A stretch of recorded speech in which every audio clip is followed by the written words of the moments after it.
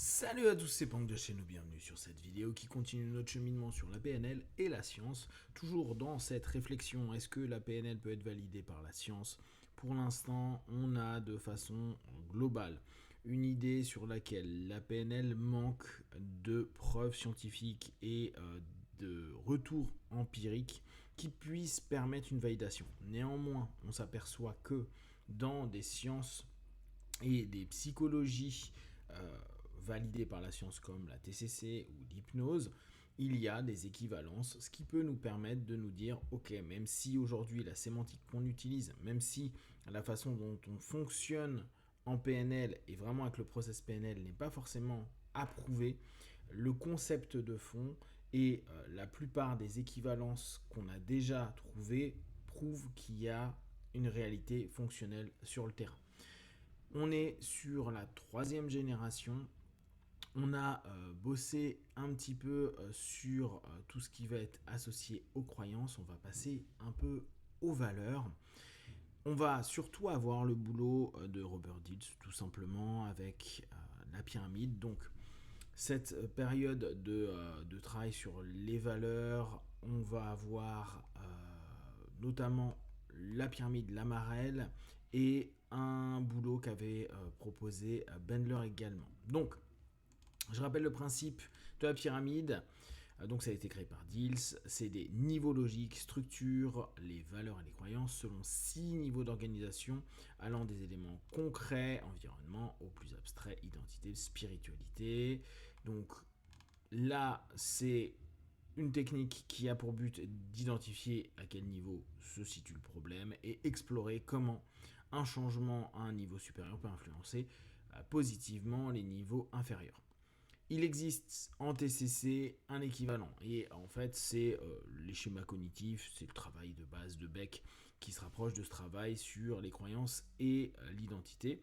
En hypnose, grand classique, ce travail sur croyances et identité est souvent travaillé au travers de la recherche, l'introspection, des régressions, etc. etc. En psychologie positive, ce qu'ils appellent la clarification des valeurs, niveau 4, et des objectifs alignés, niveau 5, est aussi un pilier. Donc, vous pouvez retrouver toutes ces références-là, notamment chez Beck et chez Diels. Si on reste sur le côté purement scientifique, ça sera principalement Beck.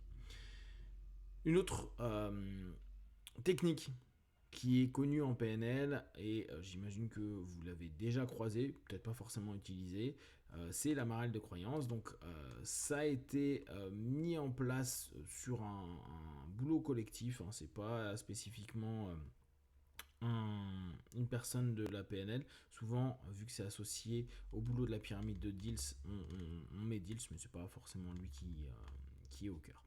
La marelle des croyances est un outil donc pour examiner comment une croyance limitante est construite, ancrée dans l'esprit, et l'idée est de faire vaciller cette croyance en analysant les comportements, les étapes, donc identifier la croyance limitante, explorer les conséquences de cette croyance, quelle émotion, quel comportement, questionner les preuves, sur quoi repose cette croyance, et proposer une croyance alternative plus fonctionnelle.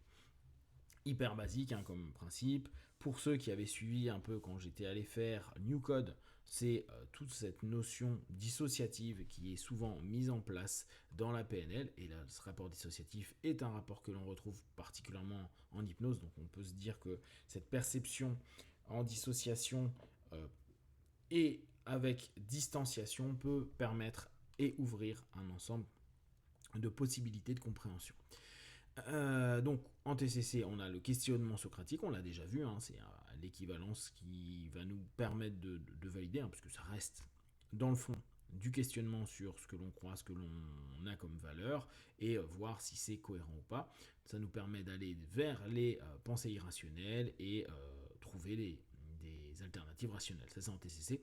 En hypnose, donc en transe, le thérapeute peut dissocier le patient. Ça, on l'a vu. Donc on a comme référence Beck, comme d'hab, hein, fondateur de la TCC, et Erickson dans un bouquin Hypnothérapie.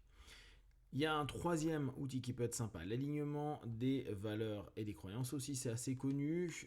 C'est Diels qui l'a beaucoup popularisé en PNL.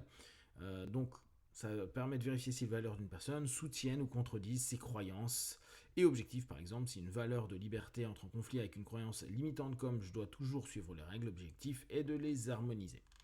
Technique simple, identifier la valeur clé, identifier la croyance conflictuelle. On est sur la thérapie des parties. Proposer des ajustements.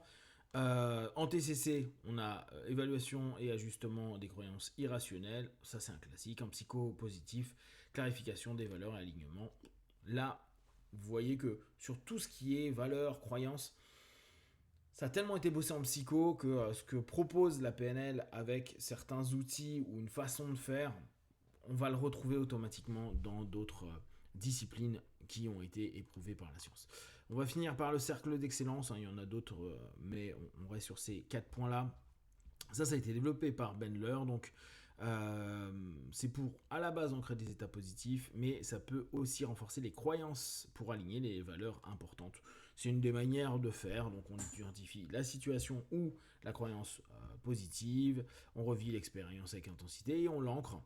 C'est une technique qui est utilisée beaucoup, l'ancrage en hypnose, donc ça on peut le valider. Et en psychologie positive, c'est le travail sur les souvenirs positifs et modification des croyances limitantes. Donc de façon générale, en psychologie positive, les valeurs universelles et les clarifications sont validées comme essentielles pour le bien-être et la motivation. En TCC, le travail des croyances et des schémas cognitifs repose sur des preuves solides. Là, on est sur du Beck et pour la psychologie positive, bien sûr, du Schwartz. En hypnose, les croyances et valeurs peuvent être influencées efficacement en transe. Ça, on le sait bien. On a Rossi, Erickson, etc. Ça, on connaît avec la thérapie des parties. Donc, comme d'hab, le problème qu'on va retrouver est le côté non scientifique de la PNL, manque de protocole standardisé. Ça restera, je pense, et là vous l'avez sur tout le nombre de vidéos que je vous propose, et sur toute l'évolution technique, vous voyez bien qu'il nous manque des protocoles standardisés, il nous manque vraiment un travail fait avec sérieux autour de ça. Là, ce qui est cool, c'est qu'on est moins sur des choses qui sont balancées comme étant des absolus. On retrouve quand même beaucoup d'éléments, c'est pour ça qu'on est en 3e génération PNL, on voit quand même toute l'influence des autres systèmes et comment la PNL s'est adaptée. Donc, manque de protocole standardisé en PNL, contrairement à la TCC, voilà, globalement, c'est ce qu'on va avoir. Donc, pour résumer, on va avoir de façon générale au niveau du travail des croyances tout un job qui a été proposé par la PNL, notamment avec les niveaux logiques de Robert Dills qui nous permet de recomposer, restructurer, trouver des solutions sur les éléments bloquants de nos valeurs et de nos croyances dans le quotidien. Ça, il y a des équivalents chez Beck en TCC, il y a des équivalents en hypnose. On a sur tout ce qui est Marel des croyances, donc la capacité d'aller examiner les croyances limitantes et dès lors d'aller vers quelque chose qui va être l'équivalent d'un questionnement socratique en TCC. Donc là encore, on a des références avec Beck. Les alignements des valeurs et des croyances, qui est également remis souvent en question dans la TCC pour rationaliser le plus possible, pour limiter tout ce qui peut gérer ou générer des problématiques chez le partenaire. Et le cercle d'excellence, globalement, les ancrages pour développer, amplifier les croyances constructives et limiter les croyances limitantes.